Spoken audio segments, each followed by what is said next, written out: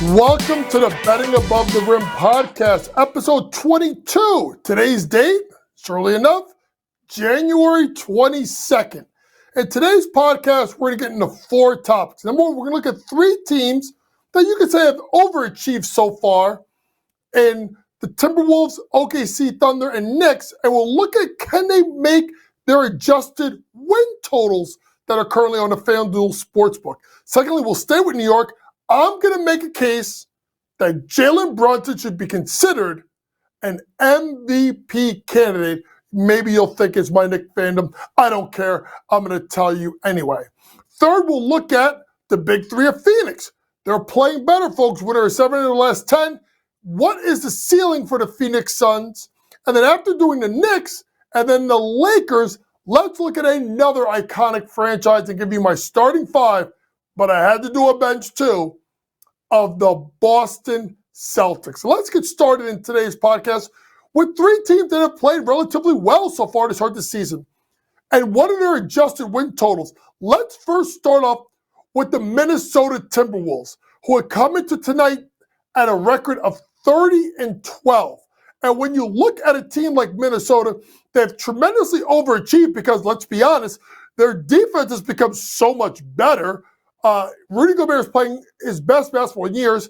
Karl-Anthony Towns and Rudy are playing together as that 4-5 combo, but you can't say enough about the play of this man, Anthony Edwards. I went on earlier this year with my podcast and talked about Anthony Edwards is a top 10 player in the league, and he's been absolutely fantastic. But like I said, we can't forget about Cat. Going into this year, folks, remember, there was talk where they're going to trade Karl-Anthony Towns.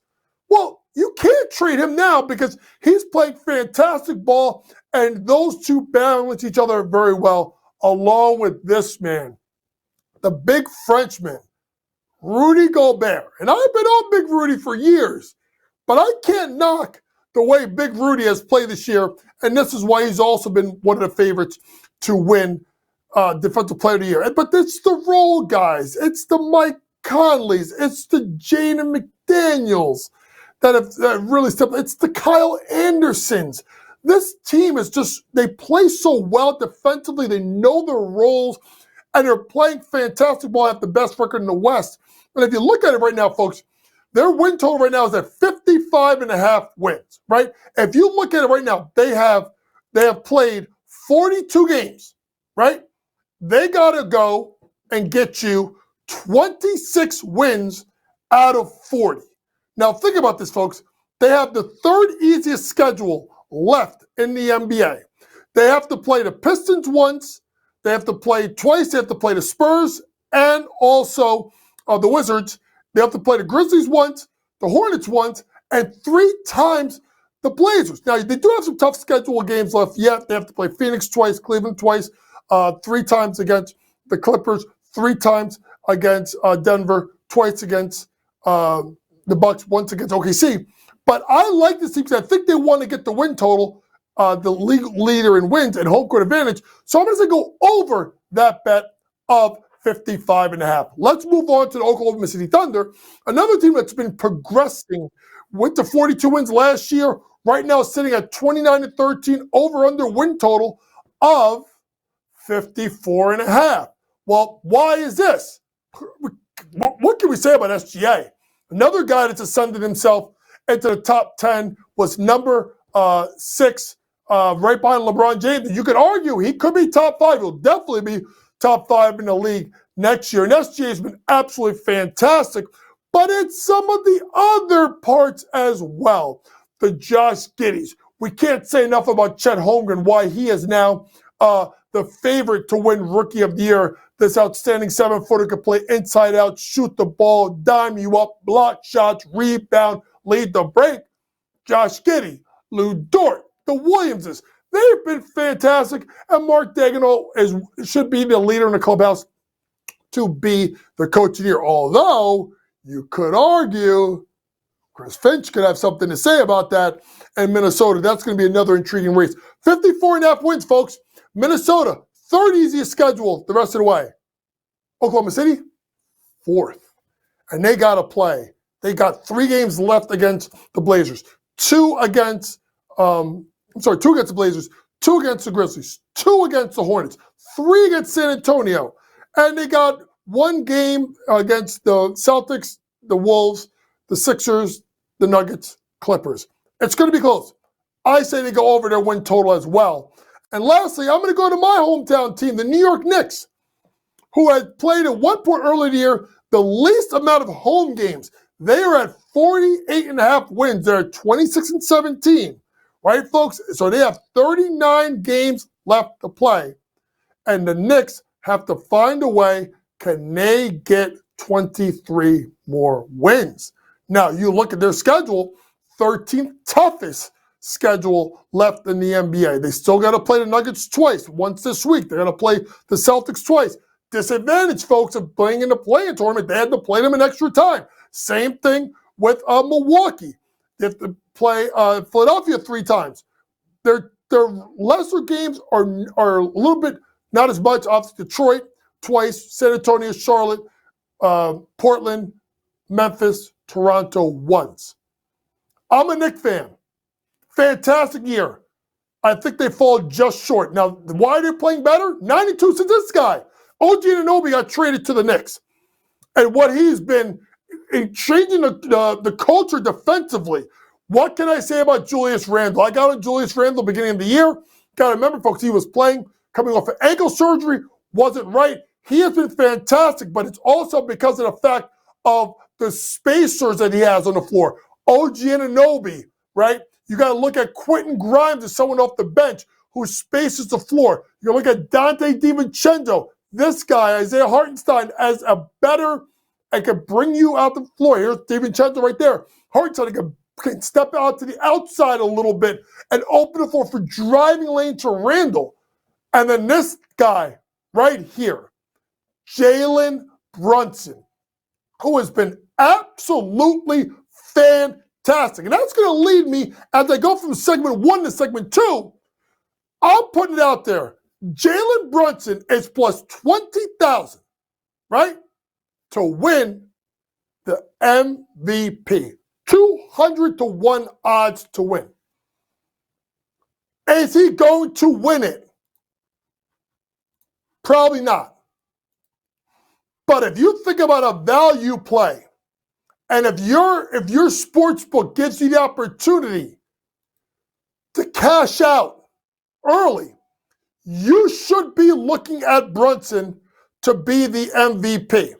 Let's put it this way, folks. Let's go through the list of the guys that are ahead of him, right? He is tied with LeBron James, should be ahead of him. Donovan Mitchell, ahead of him. Steph Curry. How is Steph Curry ahead of him? We don't know if they're going to even make the playoffs. Kawhi, that should be someone you should be looking at as well. Anthony Davis should be ahead of him. De'Aaron Fox should be ahead of him. Devin Booker should be ahead of him. Kevin Durant, because of Booker, should be ahead of him. Tyrese Halliburton, we don't know if he's going to have enough games to count. Right? Now, then you start looking at Embiid, Joker, SGA, Luka, Giannis, Tatum, Edwards. I should tell you right now that Jalen Brunson's number should be slashed in half. So he should be right there with Halliburton and Durant and Booker, if you want to put it there. So I'm saying to you, and De'Aaron Fox, I'm saying to you, with the way he's played and the fact that the biggest thing with Brunson is his assists, folks, his assists are up. And I kind of talked about it with Randle a little bit, with his ability with the guys that can stretch the floor, the guys like the Grimeses, the guys like the Anunobis, the DiVincenzo's, the Josh Harts. They don't have Quickly and Barrett, who are one-on-one guys.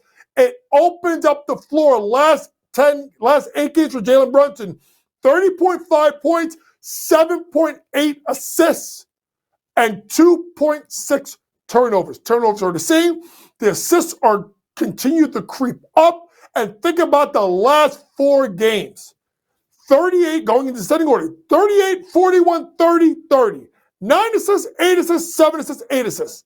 If Jalen Brunson can continue to do this and the Knicks continue to overachieve and play themselves into a top 5 seed in the East, Jalen Brunson should get better consideration for the MVP. It is deserved. Let's move on. So we just talked about 2 guys that are in the MVP race. right there where I want Brunson to be at 100-1, and that is the play of the Phoenix Suns, who have been playing much better basketball as of late. We've talked about they've won 7 out of their last 10, and they're starting to play basketball, folks, that we thought that they were always capable of. And why is that the case, folks? Well, let's think about this for a second. There's their big three, and they're starting to play together. Kevin Durant, Devin Booker, Bradley Beal. Folks, not all super teams are created equal. You have to have a guy, and I think when you think about the Heat, there's so much talk about LeBron and D-Wade. Chris Bosh was that third guy, and he was willing to be that third guy. And Bradley Beal, folks, has bought in. 17.7, over 4 assists per game, shooting 50% from the floor. This is a guy, folks, who was a 25-point-a-game scorer in Washington, but he didn't win. So he's recognized the fact that he's got to do other things, and he's got to be able to sacrifice his stats for the sake of winning.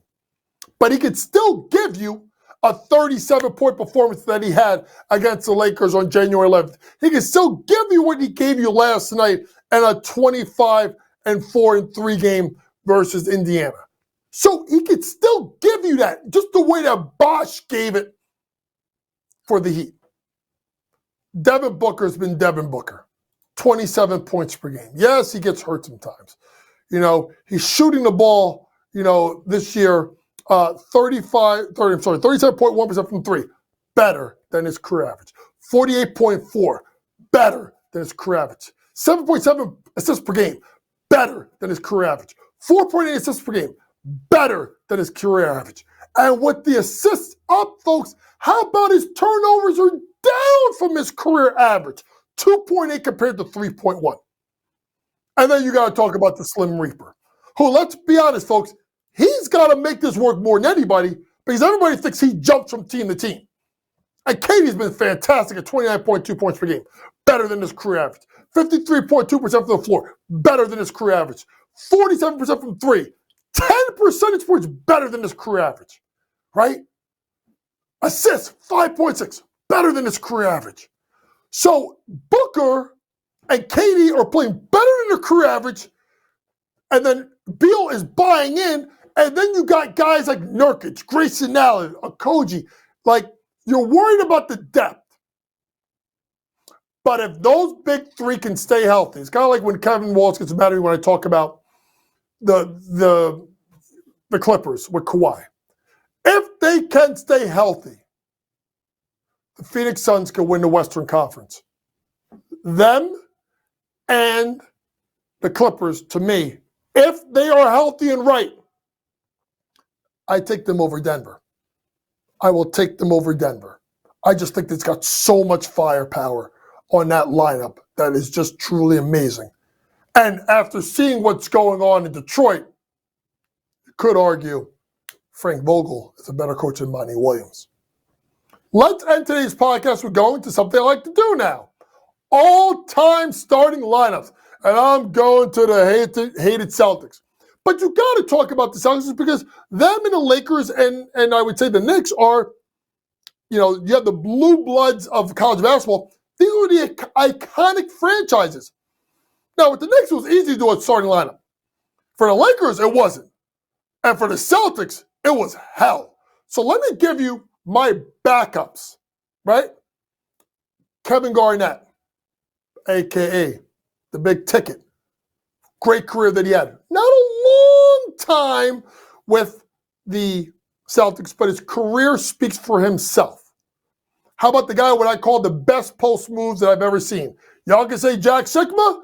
Y'all can say Kevin Duckworth. You can say Hakeem Olajuwon. I'm going to say it right now. Kevin McHale had the best post moves of all time, period. End of story, end of discussion. Fundamental, footwork, up and under, jump hook, reverse pivot, knock it down. Kevin McHale could do it all. Then you got to go to the guards with Sam Jones, 10-time champion. I'm a Knicks fan. I'm trying to get 3, and he won 10. How about the Chief? As you look at Sam Jones, how about the Chief? Robert Parrish, the man in the middle, 9-time All-Star, 4-time NBA champion. And then you got to go to DJ. God rest his soul, we lost Dennis Johnson way too soon. Dennis Johnson, 6-time All-Star, 3-time NBA champion, 1-time MVP, Hall of Famer. Folks, all the bench, all 5 are Hall of Famers. And so let me give you my starting lineup, because then you're going to be like, I got guys that aren't in this, right? So starting lineup. All right, J.J. Redick, you said he played against plumbers and firemen. I don't care. Bob Cousy changed the game of basketball and created kind of the fast break, and that's that stylistic play. Couldn't shoot the ball a ton, but assists, 13-time All-Star, 6-time NBA champion. Bob Cousy, starting point guard. Unbelievable passer. I know, folks, you're going to say, oh, he played against it. It don't matter. Ball is ball, folks. And Bob Cousy would have adjusted his game to now. 2 guard, the truth. Paul Pierce. Dirty. Cold-blooded. 10-time All-Star. NBA champion. Hall of Famer. Unbelievable player. At the 3. Who else am I going about Larry Bird? Larry Legend. 24.3 points per game, 10 rebounds per game, 6.3 assists, 12-time All-Star, 3-time NBA champion, 3-time MVP, Hall of Famer. Boy, that little high jump shot. Let me tell you something. If Larry Bird didn't break his back, fixing his own damn driveway in the 80s, Larry Bird would be considered one of the 3 or 4 best players of all time. God, remember, folks, the last 6 years, the guy could barely move. Even in the dream team, they had to unlock his back for hours. Larry Bird, all-time great. The 4, this was tough. I wanted Hondo. John Havlicek, 8-time NBA champion, 13-time All-Star, MVP, 20.8 points per game. And then at the center, you got to go with Bill Russell. Guy got more rings than you got figures. 11 of them. 12-time All-Star. 22.6 rebounds per game. But folks, if you think about this, and I'm going to pull this up really quick, because I was talking to Pat Foster, as who's a big Celtics fan, and we were talking about this. Like, guys, there are people that I am leaving off the list, right?